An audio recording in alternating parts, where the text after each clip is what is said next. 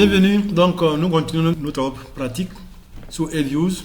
Donc la dernière fois nous avons estimé la fonction de consommation, nous avons fait les tests de stabilité. Aujourd'hui nous allons aborder les tests d'hypothèse sur le thème d'erreur.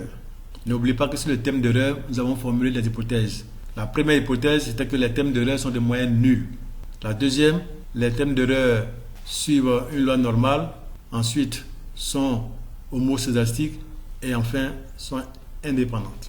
Donc, on commence par le premier. Nous allons voir d'abord est-ce que nos résidus sont des moyennes nulles. D'abord, pour générer donc les résidus, donc après avoir estimé votre équation, si vous voulez générer les résidus, vous pouvez venir directement dans le workfile ici. Ici, la variable réside. La série réside qui est là, elle stocke les résidus de la dernière équation estimée. Donc, il peut arriver que vous estimez 2, 3 équations. À chaque fois, les valeurs vont être écrasées. Mais la dernière équation que vous estimez, les résidus vont être stockés ici. Mais il vous est possible de générer des résidus pour chaque équation. En ce moment-là, lorsqu'on estime comme ça l'équation, on peut donc générer les résidus. En ce moment-là, on vient dans proc, on fait make residual series. Voilà. Et ici, on peut mettre le nom qu'on souhaite. Voilà, on peut mettre le nom ici. On peut indexer les noms aux équations aussi. C'est pas excluant. On peut mettre ici réside, équation 1 par exemple. Voilà, équation 1 par exemple. Et on valide. Voilà. Donc, voici la série donc, des résidus. Voilà. Ici, on voit bien que les résidus sont vraiment faibles. Maintenant, on va tester est-ce que ces résidus-là sont de moyennes nulles. Voilà. Est-ce que la moyenne est nulle? Vous venez dans View et vous allez dans Descriptive Statistic and Test et vous allez dans Simple Hypothesis Test. Voilà. Parce que là, on va tester une hypothèse simple. Voilà. Il vous demande d'entrer l'hypothèse nulle. Ici, c'est que la moyenne est égale à 0. Donc, on va taper 0. Voilà. Bon, la variance, c'est pas ça qu'on teste. Donc, ici, on laisse blanc. Et lui-même va estimer les cas types. Et on valide. Voilà. Lorsqu'on valide, il nous donne ce résultat-là, qui est un test classique, hein, un test à la student. Voilà, ici. Donc, ici, il nous donne ici la test de student, la valeur de la testate et la probabilité. Comme je l'ai dit au cours, on va travailler plutôt avec les probabilités et non avec les valeurs des statistiques des tests. Donc ici, la probabilité donc, est égale à 1, donc c'est supérieur à 0,05. Donc ici, on accepte l'hypothèse nulle qui est que la moyenne de la variable résidu, la moyenne est égale à 0. Ensuite, nous allons passer maintenant au test de normalité. Est-ce que les résidus suivent une loi normale? On peut fermer ça et revenir donc à l'équation, donc à notre équation. Donc pour tester si les résidus sont sur une loi normale, donc on va dans View et on va dans Residual Diagnostics et vous avez ici histogramme normality test. Quand vous validez, voilà. À défaut ici, il va vous faire le test de Jacques Béra. Ici, c'est l'histogramme. L'histogramme. Et à droite ici, vous avez des statistiques. En bas, vous avez ici le test de Jacques Béra. dont la valeur c'est 3,89 avec une probabilité de 0,14 qui est supérieure à 5%. Donc ici, on accepte l'hypothèse nulle qui est que la série est sur une distribution normale parce que la probabilité est supérieure à 5%. Évidemment, on peut avoir besoin de faire aussi d'autres tests complémentaires. Voilà. Donc, et vous donne cette possibilité-là de faire d'autres tests. En ce moment-là, vous générez donc vos résidus, comme on l'a fait. Donc les résidus sont là. Donc je les récupère. Voilà. Donc je les ouvre, résidus. Et je vais repartir dans Descriptive Statistics and Test et je vais dans Empirical Distribution Test. Donc je vais tester pour voir est-ce que mes résidus sont générés par une loi normale. Voilà. Donc à défaut, on teste la normalité, mais on peut tester aussi d'autres formes de distribution. Voilà, qui de exponentielle, tout ça. Voilà. À défaut, on teste la normalité. Voilà. Ici, vous savez que la normale est caractérisée par deux paramètres. Voilà, donc la moyenne et l'écart type. Donc, il vous demande d'entrer la moyenne et l'écart type. Si on ne met rien, la machine même va estimer ces deux paramètres-là. Voilà. Donc, on peut valider en saisissant OK. Voilà. Et là, vous avez donc des résultats. Tout ça, c'est le test de normalité. Voilà. Le test de Liliford, le test de Kramer-Vormeiz, le test de Watson et le test de Anderson-Darline. Donc tout ça, c'est le test de normalité. Donc comme je l'ai dit tout à l'heure, on va regarder les probabilités associées à ces tests-là. Voilà.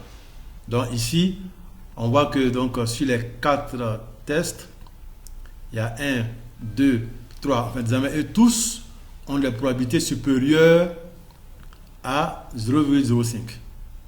Donc, l'hypothèse H0 ne peut pas être rejetée. Voilà. Donc ici, les résidus suivent une loi normale. Voilà. Nous passons maintenant au test d'homocédasticité. Donc, on revient donc sur le modèle estimé. Voilà. Donc, on peut faire statistique pour revenir aux estimations. Voilà. Donc, on va dans View. Voilà. Tout se passe ici, finalement. Residual Diagnostics. Voilà. Si on veut faire l'hétérocédasticité, donc on va dans hétérocédasticité. Voilà. Et ici, vous avez un ensemble de tests d'hétérocédasticité.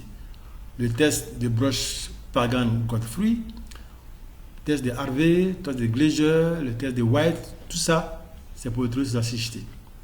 Donc, je commence avec le test de Brush-Pagan et Godfrey. Donc,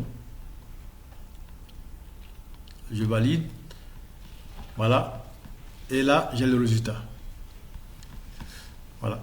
Ici, c'est le tableau qui est ici qu'on va donc interpréter. Ce tableau qui est là, qu'on va interpréter. Voilà. On va interpréter la p-value qui est là, la probabilité qui est là. C'est là. Voilà. C'est là. Voilà. Parce que la série des tests, ça suit une loi de Q2. C'est N ou bien T fois R carré. Donc, c'est ça qui est la statistique de test. Voilà.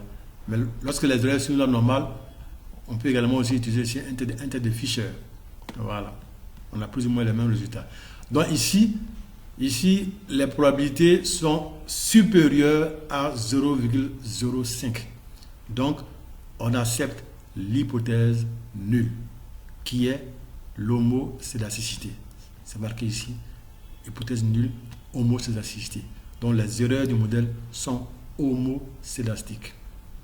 On peut aussi appliquer d'autres tests pour se conforter. Donc on repart. Par exemple, on va essayer le test de White. Par exemple, White. Voilà, White. Bon, il faut dire que White a deux versions. Donc il y a une version avec sans les produits des variables explicatives et puis une version avec les produits. Bon, tout ça, c'est pour améliorer un peu le test. Donc, on va garder ici la version cross-thème, avec les thèmes croisés. Et on valide. Voilà. Ici aussi, on voit que les p-values sont supérieures à 0,05. Donc, on accepte l'hypothèse d'homocédasticité. Voilà. On peut faire la même chose aussi avec les autres tests qui sont là. Voilà. Avec tests de Harvey, Glaser et autres. Voilà. Avec AV, la conclusion change. Voilà. Avec AV, on rejette. Et enfin, avec le test de Glaser, voilà, là encore, on accepte à 0. Donc, sur 4 tests, il y a 3 qui acceptent l'hypothèse nulle. Nous allons donc terminer avec le test des résidus non autocorrélés. Donc le test de non autocorrélation des résidus. Donc on va dans résidual et attention, on va dans view, résidu diagnostic et là on peut utiliser donc le test de Jumbox ou bien le test ici de Brush et Godfrey ici. Donc on peut aller ici, serial correlation. Si on veut tester est-ce que les résidus sont autocorrélés à l'ordre 1, à ce moment-là on met 1 ici. Et puis on valide. Là en ce moment-là, on va lire ici la statue des tests de Brush Godfrey qui est là. Voilà, là ici la probabilité ici c'est 0,004. Donc qui est inférieur à 0,05. Donc ici, on va rejeter l'hypothèse nulle. Ici, l'hypothèse nulle c'est quoi? C'est qu'il n'y a pas autocorrélation à l'ordre 1. Comme la probabilité est inférieure à 5%, donc on la rejette. En d'autres termes, les erreurs sont autocorrélées à l'ordre 1. Maintenant, on peut regarder, est-ce qu'à l'ordre 2, il n'y a pas autocorrélation? Donc on reprend le test. Voilà, diagnostic, serial correlation. Là, on tape 2. Bon, à défaut, lui-même, il propose 2. Donc, on valide. Ici encore, il y a autocorrélation jusqu'à l'ordre 2. Bien sûr, le fait que déjà, à l'ordre 1, c'est ça déjà autocorrélé, déjà significatif. Donc, du coup, à l'ordre 2, ça va être donc significatif. On peut également faire un test plus général qui donne en même temps les différentes autocorrélations. C'est le test de Jumbox. Là, on va dans le corrélogramme et on choisit ça. Bon, on va dans l'ordre 20. Voilà. Ça, c'est ce qu'on appelle en série temporelle le corrélogramme. Avec ce corrélogramme-là, vous pouvez voir s'il y a autocorrélation, jusqu'à quel ordre il y a autocorrélation. Voilà. Donc, vous voyez, ici, le AC, c'est autocorrélation. Ça, c'est le partiel qu'elle a, le partiel. Et ce qu'elle a, c'est la plus tard de Jumbox qui va donc tester est-ce que la corrélation est significative à l'ordre 1, l'ordre 2, l'ordre 3, jusqu'à l'ordre P. Donc, on regarde ici ces p-values-là, ces probabilités-là. Vous voyez que déjà la probabilité qu'elle a est inférieure à 5%. Donc, c'est déjà autocorrélé à l'ordre 1. Là aussi, c'est inférieur. Voilà. Comme je l'ai dit, le fait que à l'ordre 1 déjà ce soit significatif, vous voyez que la première bande déjà qui est là sort. Vous voyez, ces bandes là sortent. Donc déjà, ça fait que donc les hypothèses donc, qui viennent après sont donc rejetées. Voilà. Alors à l'ordre 2, l'hypothèse A0 est rejetée. Donc ici, parmi donc toutes nos hypothèses, si donc les thèmes de l'heure autocorrélés est donc rejeté. En d'autres termes, les thèmes de l'heure ici sont autocorrélés. Nous verrons donc après comment est-ce qu'on estime donc le modèle lorsque les erreurs sont autocorrélées. Merci.